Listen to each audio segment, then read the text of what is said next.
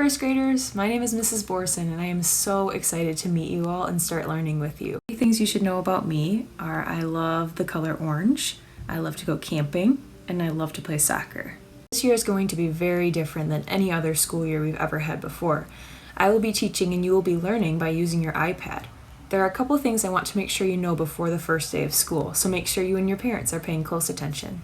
Starting on August 25, every Tuesday, Wednesday, and Thursday, we will be on Zoom in the mornings. So you'll have to join Zoom with the link or the code that I provide you. You'll remain on Zoom for the entire time, and frequent breaks will be provided. Hopefully we'll do some fun Go Noodle breaks. And then in the afternoon, the time is flexible. So obviously you'll get lunch, and then you'll have some assignments that you'll need to complete on Seesaw. On Monday and Fridays, you will have Seesaw assignments to complete, but we will not have Zoom calls.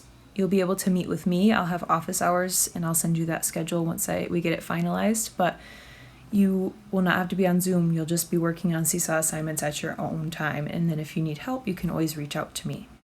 Remember to have your parents check Dojo and have you check Seesaw regularly so you know our schedule and what's going on with our classroom.